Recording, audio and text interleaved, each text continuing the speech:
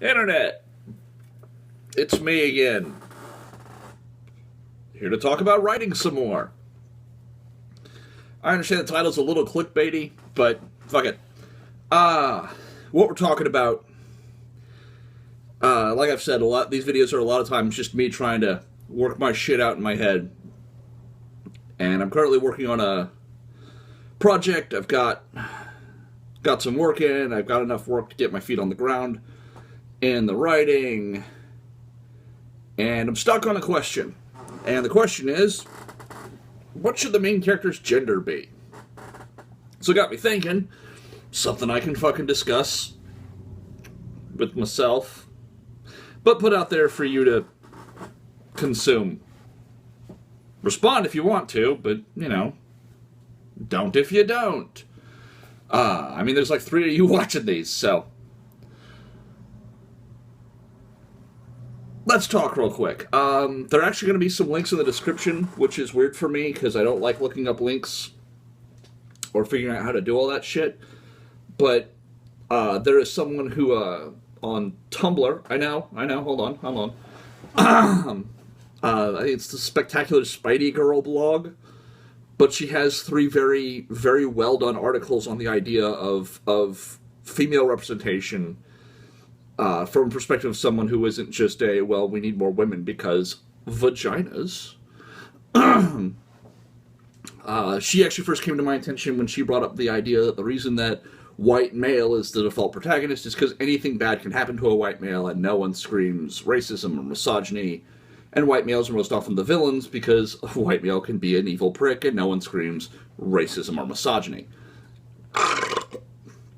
Whereas a female character is an alcoholic and abandoned her children, that would be a scream of misogyny and bad representation. You get the idea. Well, I am writing currently, in the process of writing, working on starting fantasy horror, sci-fi, fucking clusterfuck. I've got my fucking world Bible started. I've got my character Bible started. I've got my story Bible planned. But first I need to know who my goddamn main character is. And so I'm like, well, I intend the character to be something of a badass eventually. I'm something of a pragmatist when it comes to realism and stories, but I do like the idea of a badass protagonist. I like the Conan stories, novels. The movies I don't mind, but I prefer the novels. I like Elric. I like things like that, but I'm also a horror fan, so I like if a character's going to be a badass, they fucking earn it as part of the story. Think the girl in the first 2 Hellraiser movies. It's been too long since I've seen them, so I don't remember her name, but think along that line. First movie, she's kind of a scared girl who slowly gets more confident, and the second movie, she's in an insane asylum and has to deal with this shit all over again. A little bit more confident in how she copes with it, but moving on.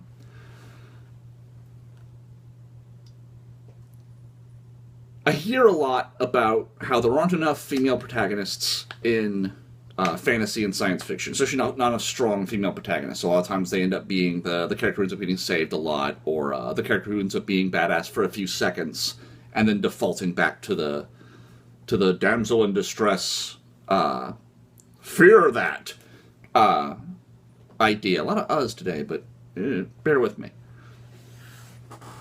And so I'm like, okay.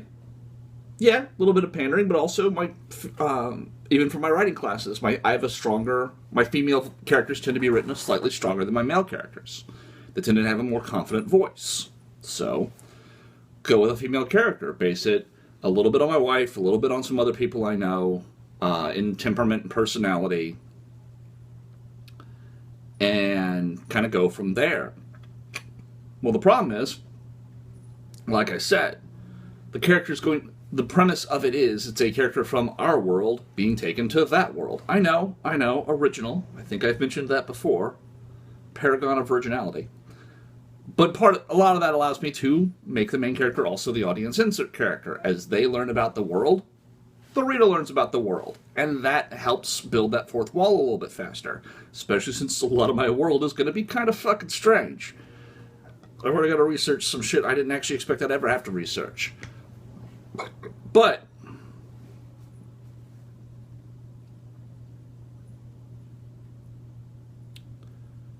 like I said, he or she has to earn being a badass. Part of that's going to be in the first chapter, maybe the second chapter, they're going to get a sword strike to the arm. About here. Now, I am not a fan of fantasy series where it's just like, sword, lopped, unless it's magic. It's not a magic sword, it's just a fucking weighted piece of essentially iron or treated iron. And so it hits. It pressure splits the skin, so not a clean tear. Hits the bone, shatters this bone, gouges into the muscle as the blade begins to slide, which is what the actual cutting motion of a sword is. This is the impact, this is the cut. It's the difference between a katana and a longsword largely, is that katana are meant to basically land and slice, and a longsword is meant to have a shit ton of weight behind it, then slice. But not necessarily be as sharp or keep an edge as long, because you don't need to worry about it. You've got a big fucking lump behind it.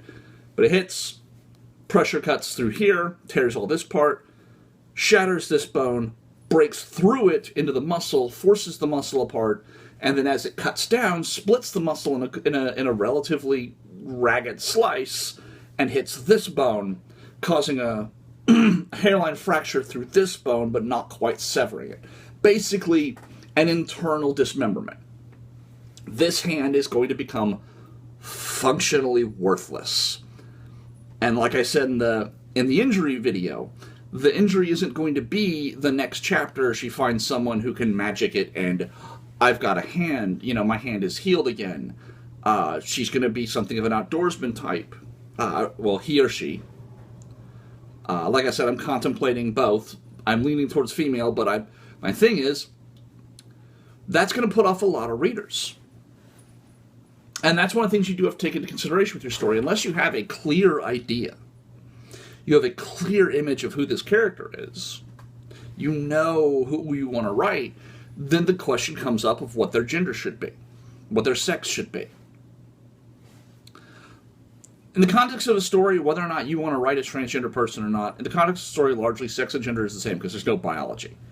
However the character presents themselves is how they present themselves, and if you want to bring up the idea that they were born a man or born a woman or whatever the fuck they were born, you can. But their presentation is going to be their gender. Unless you're writing a first-person story and you're going to go a lot into the biology of cramping and shit like that. Which I'm not. I'd probably have to on a third-person story, hit that point at some point, but my main concern is female main protagonists who get maimed tend to put off readers a lot faster than a male main protagonist who gets maimed. Again, the idea is this character will overcome this. They know how to kind of field suture a wound. They know how to field splint a wound. You can find out how to do that largely by watching enough Survivor Man episodes if you have a good enough memory and you're interested enough. So someone who spends a lot of their time outdoors, who has probably had a couple falls and a couple broken limbs from falls, or at least their friends have, is going to know at least how to splint. They're going to have an idea how to suture. Their backpack's going to have a first aid kit. Things like that. I'm going to try to be realistic. Essentially, it's a group of friends on a hike, and they end up getting thrown into the other world. I'm not going to give too much more away because I don't want to. But the question I have is, what gender should I make the person? Should I take the risk that people want a female protagonist enough that they're willing to sit through her being maimed? Possibly losing the arm, depending on how the story goes. I haven't planned that far ahead yet. Now, down the road, I do plan on having the hand fixed, but it's not going to be poof, you've got a hand again immediately after, like in the Luke Skywalker case, or in the case of a lot of characters who get injured in stories. Just like, oh, I got injured to inconvenience me for this chapter, or to convenience the bad guy to help their escape. It's going to be several chapters having to cope with it, having to deal with it, having to figure out a way to keep it clean, having to actually goddamn clean it, which hurts, as you'd imagine. And possibly having it become gangrenous and having to be removed. Now, the idea is part of the setting. It's a magic setting. There will be the ability to get replacement limbs, but the idea is that will come down the road. If the character survives, and I haven't planned out whether or not that's going to happen. I'm a staunch believer in the idea that main character does not mean the first person you start out with. It means the person the story continues following. It's one of the things I do like about George R.R. Martin's writing. The thing that put me off about George R.R. Martin's writing was the tender love scene between a man and a 13-year-old who got sold by her brother without her knowledge. That's... I've read a lot of Clive Barker. I can handle a lot of squicky scenes, but that was the one that I'm like, how many more pages is this? Oh, it's 2 pages? I don't think I need to keep going. And I'm sure the show does it differently. I think the show she's 18, or 17, or some kind of age of consent. And yeah, I know. Medieval society, fucking grass on the field, play ball. I know. But it's just that whole, how much pain and how terrified she is, but he's really tender and loving. And I'm like, no, I don't, no, that's yuck. That's just me, though. It might be absolutely your thing. I might have just sold a couple new people on Game of Thrones. I don't fucking know. Goddamn. A lot of ums fucking today. A lot of fucks, too, but that's... Almost said it again. But yeah, and that comes into the idea of, like I said, if you have an idea for your character, if you're, like, you picture a Mike Hammer type, or you picture a Deckard, not Deckard Cain. That's the guy from Diablo, I think. The guy from Blade Runner. Or fucking, you picture John Carter, or you picture Lara Croft, or you picture any number of other characters. But the fact that I can't just spitball out a couple extra female characters, Eden Moore, shows there is kind of a market for more female characters. But that's the question. Is there actually a market, or is it just a bunch of people clamoring for a market? How you find that out is you throw your shit in the water and then see if, the sharks eat it. But talking about, would it put people off? The other issue is would I get a lot of shit for making a female character my perspective character being a man? Because right now, at least on the comic blocks I read, yes, Jesus, you better not have ever written a character that you didn't share their oppression. I'm working on a society that you're going to go to where there's actual real oppression and slavery and fucking mind-breaking and torture and suffering. I don't really think I need to have lived the life of a woman in the first world to really get the idea that it's that kind of shit sucks, when in the other world, people are being butchered for fuel. Not really, but you know what I mean. I'm rambling at this point. And yeah, it's not a question I can really answer. It's not a question that any of you can answer, but it's a discussion we need to have. If we want more female characters in stories, and I do like the idea of female characters, and I actually like stories that have them. It's just they're not, in the genres I like, they tend to not be a whole lot of them. But at the same time, a female character has to be subject to the same Riggers is a male character, or else there's no point in making them a main character. If I make, if my cat has to be the main character of the story, it has to be able to suffer in the confines of the story. And to do that, we have to get people away from the idea that if a woman gets hurt in a story, it's somehow misogynistic or rape culture or patriarchy, and just realize that sometimes suffering develops a character. Sometimes suffering helps you understand who the character is. Sometimes suffering helps them become stronger in the story. If you have someone who was born in wealth and raised pampered, having that stripped away and having them beaten within an inch of their life might wake them the fuck up. But everyone likes to find parallels to prove that that's somehow an attack on a group. And it's hard to get past that sometimes, because that's a fear I have, is that anything I write, if I include a character who suffers, unless they're a white male, the story's going to be lost in the idea of, well, how dare this happen to a blank? If I have a black guy, how dare I have a black guy in a story with slaves? Well, because slaves have happened, and it's a fantasy. Well, fantasy is not an excuse. If you've spent any time on any kind of fucking writing review sites or comic review sites, you've seen these fucking arguments in the last few years. How do we fix it? Well, we fix it by just fucking doing it. But part of that is we have to have these discussions, and they have to be in the open. We can't just have these discussions quietly with our friends anymore. We have to have these discussions in the open, and if you don't want a character to suffer, you have to accept the fact that your character won't be the gender identity, whatever the fuck you want, isn't going to be the main character. The main character is the character who has to go through the most. They're the hero. They're the one you're mostly watching. Yes, this character who you don't see a whole lot might be going through a lot in the background, but the person you're following is the one who you actually see what's happening. And yeah, so that's basically that. I may have just talked myself into doing a female character just to say fuck it all, but ideas, suggestions, feel free, like I've said before, feel free to hit me up on Twitter.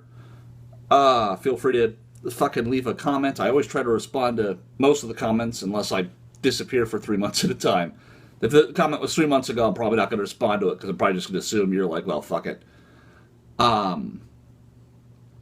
I still, like the first video in this series said, or one of my videos said, I think we need to do I think people need to get together, especially with the strength of modern communications, and we need a new Lovecraft circle. We need a new group of people, whether or not I'm involved with it or not, who aren't collaborating on novels, but who are sharing ideas to create a larger universe. So the main problems I see is you'll see a lot of well, Stephen King and Peter Straub wrote this book. Well, great. Well, where does that book fit into anything else? It doesn't! Well, then, great. I don't really care then. I like the idea of a larger universe, something that feels like a bigger world. It's one of the reasons I do like the MCU. It's one of the reasons I had hopes for the DCU until I saw the fucking, emo fest they decided to do with it. Everyone's Batman. If you want my review of the DCU, everyone's Batman.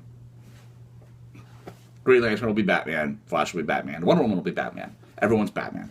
Batman's popular, so everyone's going to be a dark, brooding loner. Wonder Woman will actually have a sidekick, it looks like, so yay that, I guess. So Wonder Woman will be a girl power Batman. Everyone's Batman. Beyond that, yeah. Do what you're going to do. I think those of us who want to write, those of us who specifically want to write horror or talk about horror, I think we need to start sharing ideas. I think we need to start trying to fucking communicate.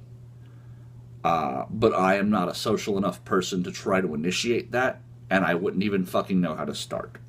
So, I will begin trying to figure that out, but I've got got a writing project, the writing project we're talking about here, and then I've got another writing project that I've let go too long without working on for a friend. So that'll be this week. Have fun. I've been talking too long. You go nuts.